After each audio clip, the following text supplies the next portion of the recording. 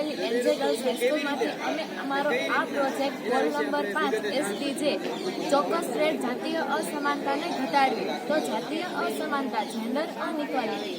તો જાતીય અસમાનતા એટલે શું?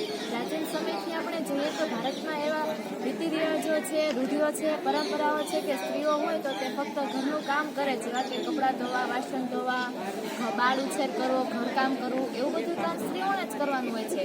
પછી પુરુષો ભણી ગણીને નોકરી ધંધાથી બહાર જાય અને પોતાના પરિવાર માટે પૈસા કમાવે. તેવી જ રીતના બધા લોકો છોકરા અને છોકરીના કપડામાં, રમતોમાં, અભ્યાસની તકોમાં, આચાર વિચારમાં, વ્યવહારમાં બંનેને અલગ અલગ શિખામણ આપે છે. તો આ થઈ એક પ્રકારની જાતીય અસમાનતા. આપણે જોઈએ છીએ કે આપણા ઘરમાં એક ભાઈ અને એક બેન હોય છે, તો મમ્મી ભાઈ આપણા ઘરમાં પણ અસમાનતા જોવા મળે છે. કપડાં ધોવાના હોય કે વાસણ ધોવાના હોય કે રસોઈ બનાવવાની હોય તો મમ્મી બહેનને જ કહે છે, અથવા બહાર વસ્તુ લેવા જવાનું હોય, ઇલેક્ટ્રિક કોઈ કામ હોય તો મમ્મી ભાઈને જ કહે છે. આમ આપણા ઘરમાં પણ જાતીય અસમાનતાઓ જોવા મળે છે. લોકો એવું કહે છે કે દુનિયાની બેસ્ટ રસોઈ માત્ર સ્ત્રીઓ જ બનાવી શકે છે, પણ એવું નથી. પુરુષો પણ સારી રસોઈ બનાવી શકે છે. જેનું ઉત્તમ ઉદાહરણ લઈ શકાય સંજીવ કપૂરનું, કે જે એક માસ્ટર શેફ છે. ત્યાર પછી અમારો આ પ્રોજેક્ટ છે કે જાતીય અસમાનતાને ઘટાડવી. તો અહીં અમે પાર્લર દ્વારા દર્શાવ્યું છે. તો પાર્લર દ્વારા અમે એ દર્શાવવા માંગીએ છીએ કે પાર્લરનું નામ સાંભળતા જ લોકો એમ કહે છે કે પાર્લરનું કામ તો માત્ર છોકરીઓ જ કરે, એ કામ છોકરા થોડી ના કરે. પણ એવું નથી. અહીં અમે પાર્લરમાં અલગ અલગ રૂમ દર્શાવ્યા છે, જેમ કે makeup room, hair cutting room અને ટ્રાયલ રૂમ. અહીં અમે પાર્લરની અંદર છોકરા કામ કરતા દર્શાવ્યા છે.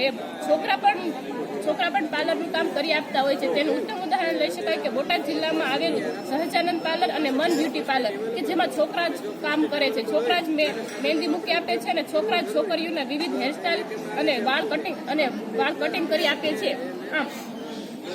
આમ તેવી જ રીતે આપણે ઉદાહરણ જોઈ શકીએ મનીષ મલ્હોત્રા, કે જે એક ફેશન ડિઝાઇનર છે, અને ફાલ્ગુની નાયર, કે જે નાયકા કંપનીના માલકીન છે, અને ફાલ્ગુની નાયર એ એક બિઝનેસ વુમન છે. તેવી જ રીતે અમે ગેરેજ દ્વારા એ સમજાવવા માંગીએ છીએ કે આ જોખમભર્યું કામ છે, ઇલેક્ટ્રોનિકનું કામ છે, અને જે મેકેનિકનું કામ છે એ કામ છોકરીઓને કરવામાં ના પાડવા, પણ છોકરીઓ પણ આ જોખમભર્યું કામ કરી શકે છે. એનું બેસ્ટ ઉદાહરણ છે શાંતિ દેવી, જે 55 વર્ષની ઉંમરમાં જ દિલ્હીમાં પોતાનું ગેરેજ સંભાળી રહી છે. તેવી જ રીતે અમે ચાની કિટલી દ્વારા એ સમજાવવા માંગીએ છીએ દીકરીઓ પણ પોતાની જાતિ પોતાના પગ પર ઊભી રહી શકે છે. એ પોતાના સપના પોતાની જાતિ આવડતથી પૂરા કરી શકે છે. દીકરીઓ પણ પોતાની જાતિ પોતાને લઘુ ગૃહ કાર્ય શરૂ કરી શકે છે. એનું પણ બેસ્ટ ઉદાહરણ છે તાપસી ઉપાધ્યાય, જે માત્ર 21 વર્ષની ઉંમરમાં તે પોતાની પાણીપુરીનો બિઝનેસ શરૂ કરેલો છે, અને તેનું આપણે ઓપનિંગ અત્યારે આપણે ગુજરાતમાં પણ શરૂ કરવાનું છે. તો તેવી રીતે આપણામાં આવડત હોય તો આપણે સરકારે પણ એ ઘણી યોજનાઓ કરી છે. એમાંની એક યોજના છે સ્ત્રી શક્તિ પેકેજ ફોર વુમન એન્ટરપ્રેન્યોર. એ યોજના દ્વારા પણ આપણે સ્ત્રીઓ આગળ આવી શકે છે.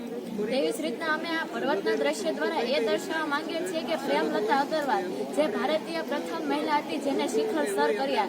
તેવી જ રીતના અરુણિમા પોતે અપંગ હોવા છતાં પણ પોતાના દ્રઢ મનોબળ અને આત્મવિશ્વાસથી તેમને માઉન્ટ એવરેસ્ટ, કે જે દુનિયામાં સૌથી ઊંચામાં ઊંચો એવરેસ્ટ પણ તેમને સર કર્યો.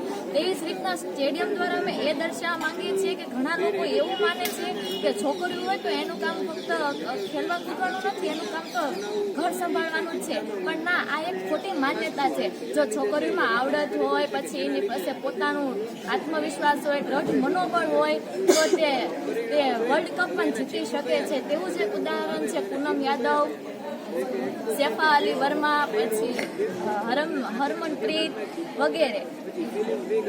તેવી જ રીતના આપણે પ્રાચીન સમયમાં જોઈએ તો ઋષિ અને ઋષિણી, પેલા એટલે જૂના સમયમાં આપણે છે ને છોકરા અને છોકરીઓનો અભ્યાસ સમાન હતો, કોઈ ભેદભાવ કરવામાં આવતો નહોતો.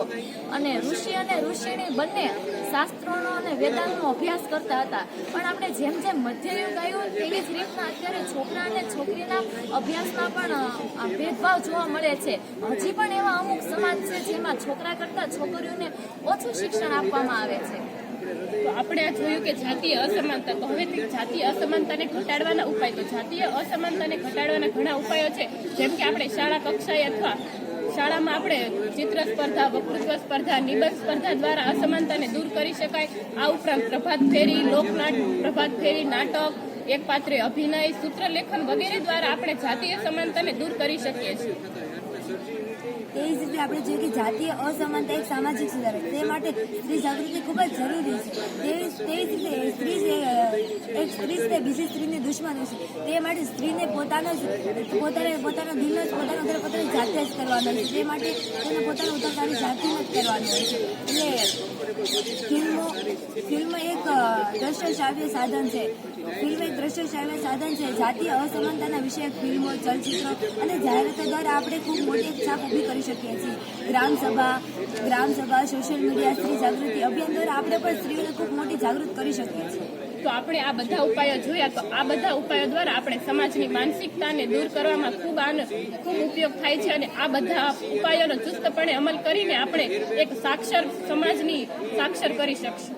તો અમારા આ પ્રોજેક્ટનો મુખ્ય હેતુ ફક્ત એટલો જ છે કે લોકો છોકરા અને છોકરી, સ્ત્રી અને પુરુષના કામમાં સમાન વહેંચણી કરે. કારણ કે જો ઘર સંભાળવું, બાળુછેર કરવો તે જેમ સ્ત્રીની જવાબદારી નથી હોતી, તેવી જ રીતના કમાઈ કરવી તે પુરુષની જવાબદારી નથી હોતી. આપણા ભારતમાં બંનેની જરૂર છે, કારણ કે છોકરા અને છોકરીથી ભારતનું ઉજ્જવળ ભવિષ્ય છે.